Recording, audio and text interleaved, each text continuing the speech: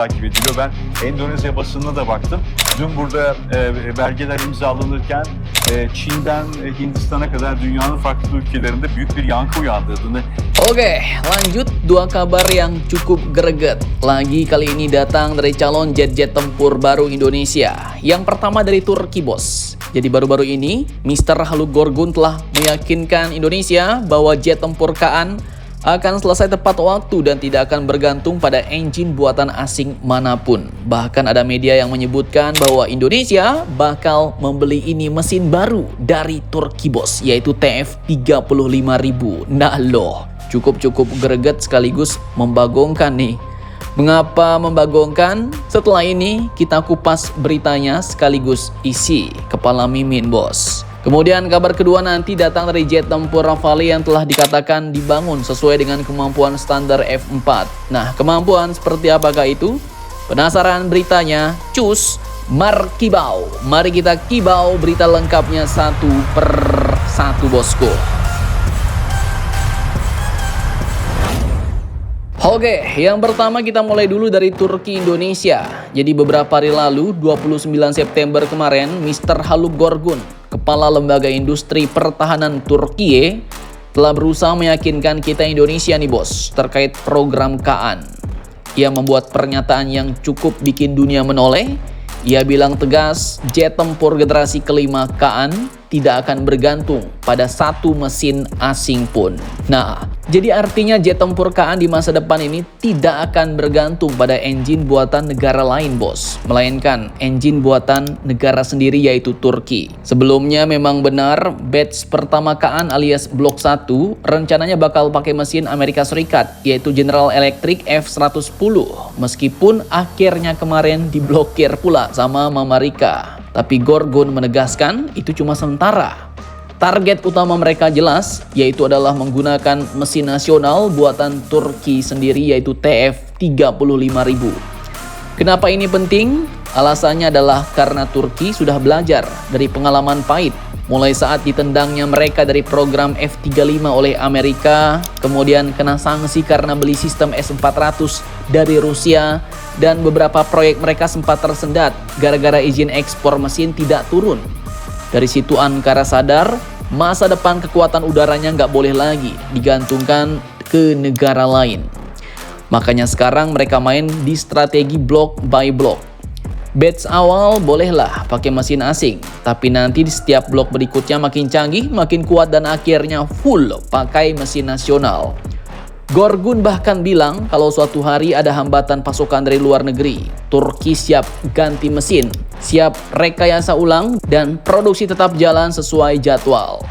Produksi massal Kaan sendiri ditarget mulai pada tahun 2028 nanti, bos. Nah, kita tunggu saja nih, apakah bakal tetap sesuai jadwal atau malah molor karena mesinnya gak jadi-jadi, ya kan? Tapi ya, yang bisa membuat kita yakin Turki ini sudah punya portofolio mesin lokal, bos, dari berbagai lini. Yang pertama mulai dari mesin drone, mesin helikopter, rudal tank, sampai kapal perang. Jadi waktu mereka bilang TF35000 akan jadi mesin utama Kaan, ya itu bukan sekedar mimpi, tapi memang hasil dari fondasi kuat yang sudah mereka bangun bertahun-tahun. Dan kini kabarnya yang cukup bikin selekedep, cukup bikin greget, Indonesia mau menunggu mesin TF35000 ini, bos.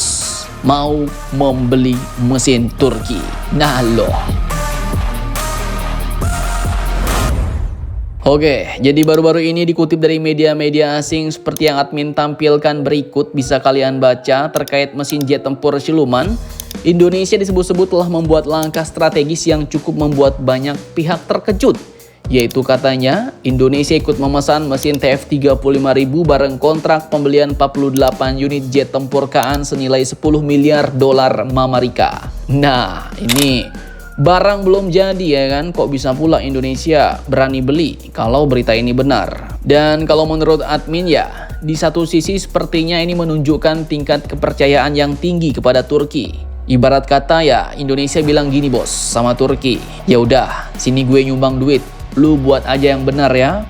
Masalah jadi nggak jadi mesinnya itu belakangan lah. Nah loh, itu isi kepala mimin saat ini, bos, kalau berita ini benar.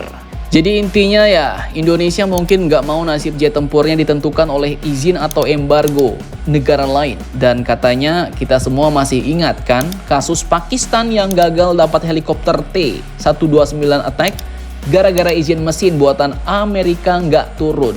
Nah, Indonesia belajarnya dari situ, bos.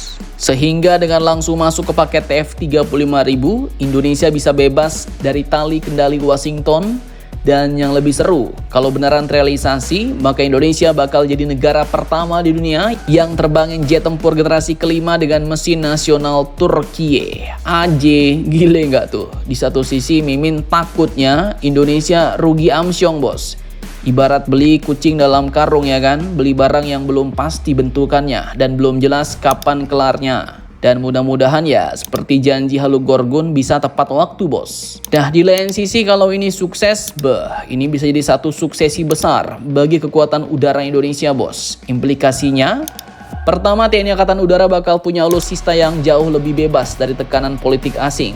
Kedua, industri dirgantara nasional bisa dapat ilmu lewat transfer teknologi. Dan ketiga, posisi Indonesia di kancah geopolitik bakal naik level karena berani keluar dari pola lama yang selalu bergantung pada barat. Mantap, mantap, jos.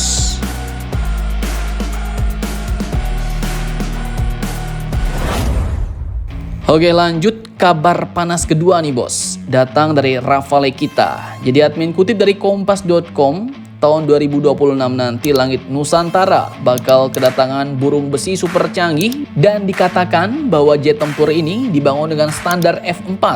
Kemampuan generasi terbaru yang dikembangkan oleh Dassault Aviation untuk meningkatkan performa, konektivitas, dan ketahanan jet tempur Rafale dibandingkan versi sebelumnya F3R, bos.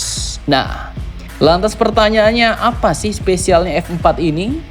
Oke, jadi singkatnya Rafale F4 ini sudah banyak perubahan dari versi sebelumnya yaitu F3R, bos. Mulai dari radar AESA RBE-2 yang jangkauannya lebih luas, sistem optronik OSF yang bisa deteksi musuh tanpa ketahuan, plus suite peperangan elektronik Spectra generasi baru dengan perlindungan lebih luas, tahan jamming dan ancaman cyber. Kemudian untuk engine-nya tak lagi menggunakan Safran standar, bos, melainkan mesin Safran M88 yang telah ditingkatkan, lebih efisien bahan bakar dan tahan iklim tropis lembab serta laut asin. Bahkan fokus operasinya pun juga meningkat nih, bos. Jika sebelumnya di versi F3R, Rafale adalah jet tempur omnirol dengan superioritas udara, serangan intai dan nuklir, maka F4 adalah jet tempur masa depan dengan fokus digitalisasi, survivability, dan operasi jarak jauh berbasis jaringan. Persenjataannya jangan ditanya, bos. Bisa pasang rudal meteor jarak jauh, Mica NG, bom presisi ASM, sampai dengan rudal anti kapal Exocet semuanya bisa dipasang. Dari keunggulan udara, serangan darat, perang laut sampai misi SEAD, Rafale bisa gaspol tanpa perlu varian khusus. Dan kini kabar terbarunya, batch pertama 3 unit bakal mendarat di Pekanbaru pada awal tahun 2026. Siap-siap, bos, langit kita bakal semakin sangar.